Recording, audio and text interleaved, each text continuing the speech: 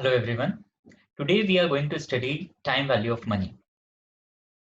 Now, first we need to understand why money has a time value.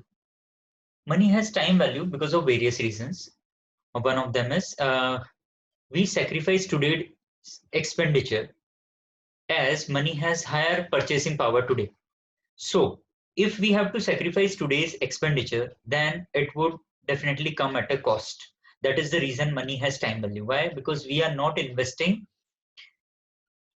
we are not spending that money right now, but we are sacrificing today's expenditure, and if we are keeping it somewhere else, then it will have time value, it will have purchase, it has higher purchasing power today, right?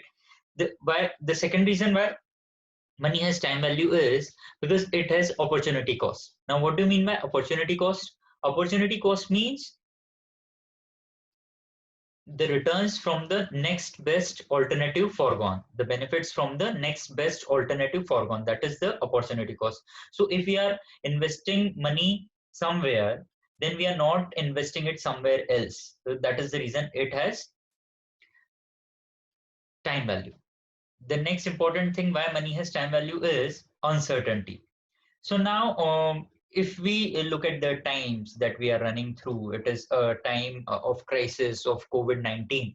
So we can see that the times are very uncertain. So we never know what is going to happen after some time, right? So money has a time value, and one of the reasons for having time value of money is uncertainty, right?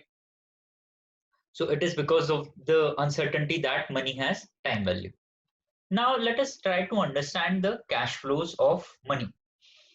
From the point of view of the company, the cash flows are of two types, that is inflow and outflow. So if some money is coming towards the company, that is inside the company, then it is known as positive cash flow. And if the money is going outside or away from the company, then it is known as outflow or negative cash flow.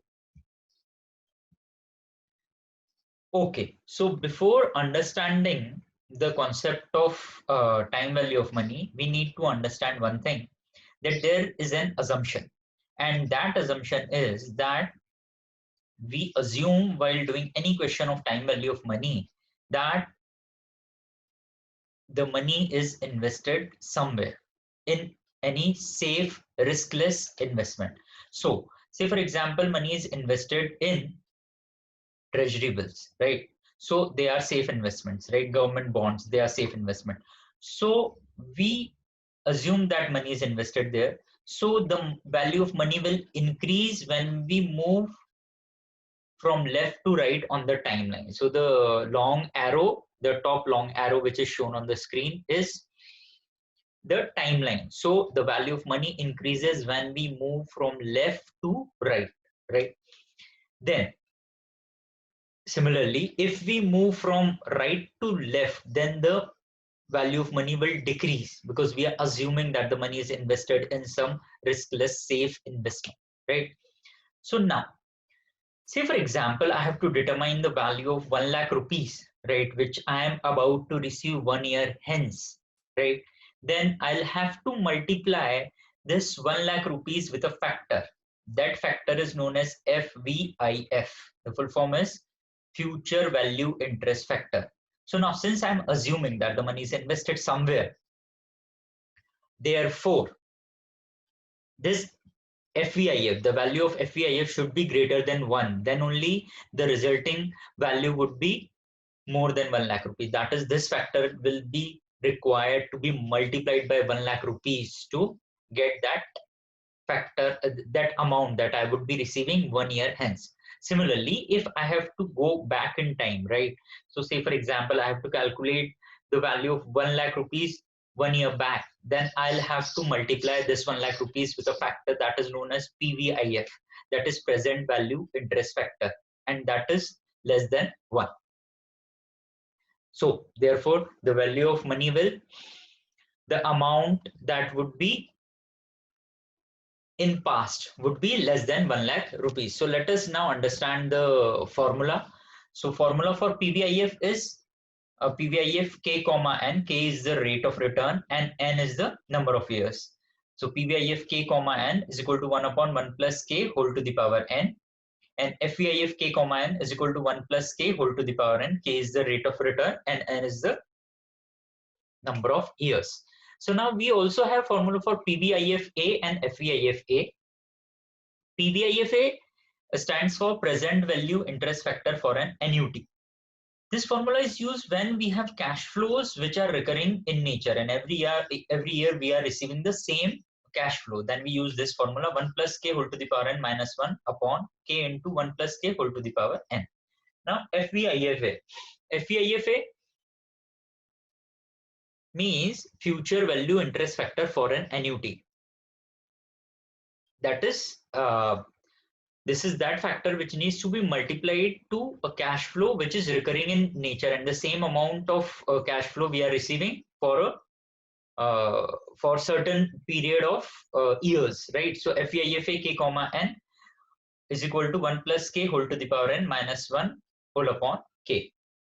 So now let us do a numerical so that we are further clear with the concept of time value of money. So the numerical question is, find out the present value of rupees 1611 receivable at the end of 5 years at 10% rate of interest, right? So we have to find out the present value of 1611 which we are going to receive at the end of 5 years, and the rate of interest is 10%. So the first thing that we have to do while solving the numericals of time value of money is to have a timeline. So now this is the timeline. So we are starting from year 0, that is the present, and we are moving till 5.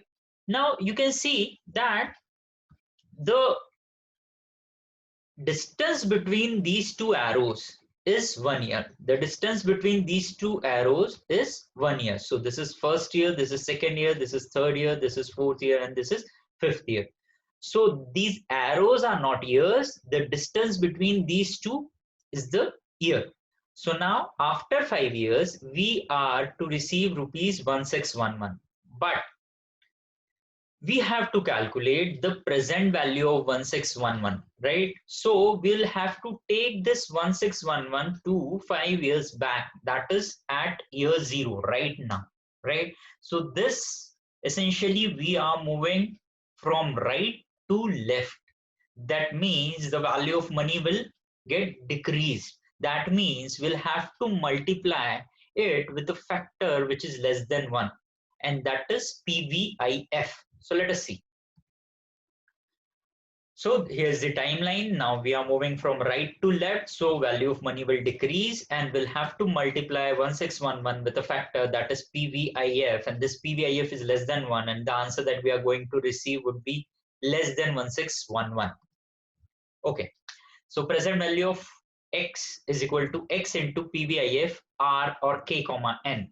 R or K is the rate of return. So present value of 1611 is equal to 1611 multiplied by PVIF 10% comma 5. So PVIF K comma N is equal to 1 upon 1 plus K whole to the power N. K is also called as R. So PVIF 10% comma 5 is equal to 1 upon 1 plus 0.1 whole to the power 5. That is equal to 1 upon 1.611. That is equal to 0.6209. So finally, the answer is present value of 1611 is equal to 1611 multiplied by 0.6209. That comes out to be rupees 1000.30. So that means when we move from right to left, the value of money decreases because we have assumed that the money is invested in safe instrument, right? Okay. Thank you.